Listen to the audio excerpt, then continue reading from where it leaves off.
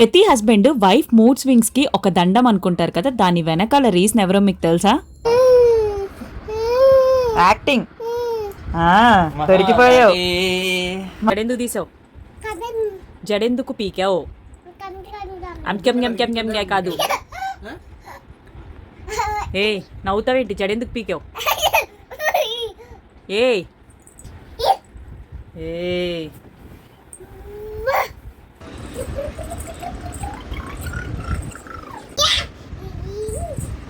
పడుకోవా?